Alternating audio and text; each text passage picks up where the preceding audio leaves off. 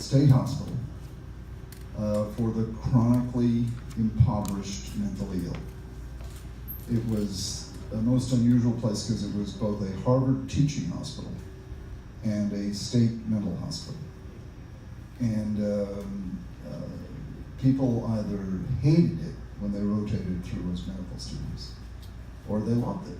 And when I interviewed there, I fell in love with it. I wanted to come to this place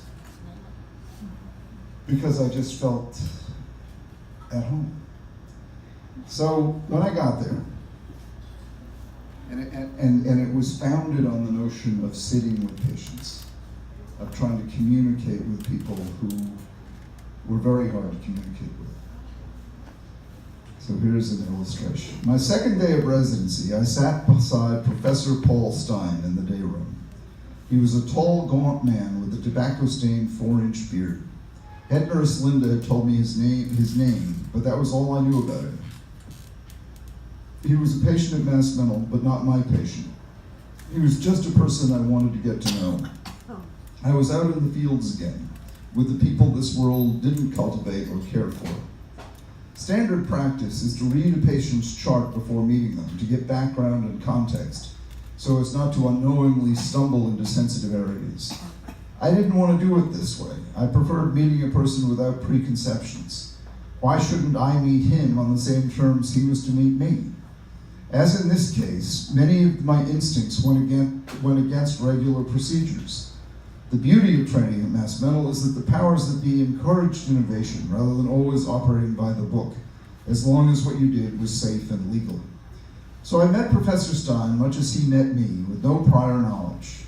Because my father had been saved by young doctors taking a fresh look at my dad and radically changing his diagnosis and treatment, I knew on a personal basis how wrong psychiatric diagnosis can be, how rigid treatment plans can become, and how valuable not knowing what's been concluded by others can prove to be. Meeting Professor Stein cold provided me my one chance to see him through my eyes only. Sit with the patient had been Semrad's command, the sort of presiding guru.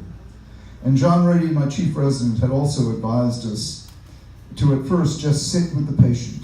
So there we sat, Professor Stein and me, him staring straight ahead, both hands on the arms of his high-back chair, and me in a folding chair next to him, turned 40 degrees toward him so I could either look at him or join him in staring straight ahead. I was biting my tongue, holding back my desire to pepper him with questions.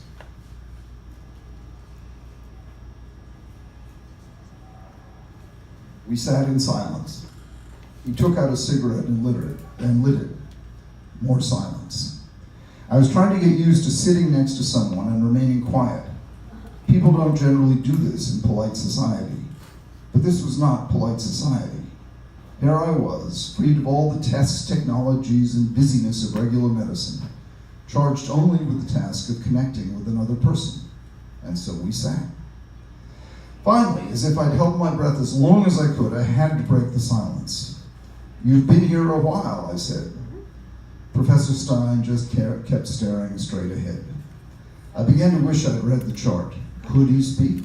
Was he mute? What meds was he on? What diagnosis did he carry?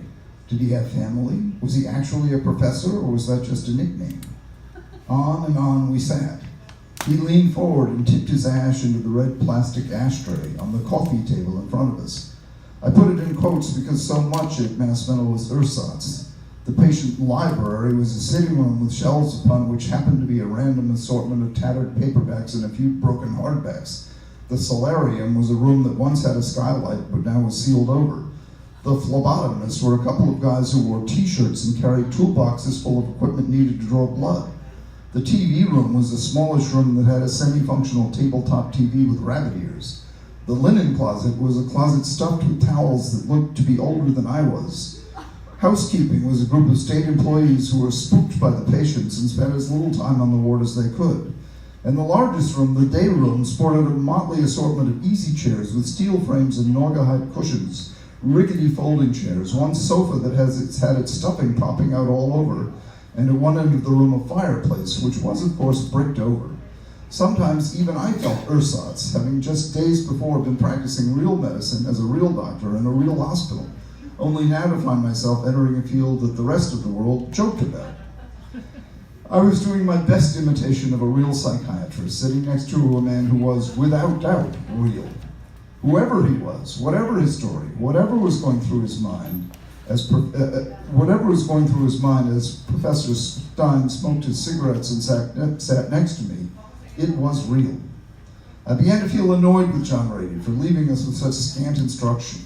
On the medical wards, they told us exactly how to insert an IV, how to do an EKG, how to perform a lumbar puncture, how to insert a catheter or an NG tube. And if we ever felt lost, they told us always to ask for help, seek counsel from a resident, a nurse, or an attending. Help was always nearby, and we should never proceed without knowing what we were doing. Ha! Here I was with no idea what I was doing, other than my chief resident's advice to sit with the patient. I'd been told to figure it out. There was no rule book to follow, and as much as that's what drew me into psychiatry, now I was feeling frustrated. I don't know how much time elapsed before the professor broke the ice. It felt like an hour, but he'd had 3 cigarettes, so maybe it had been 20 minutes. When Professor Stein finally asked, "Do you play bridge?" Let me stop there.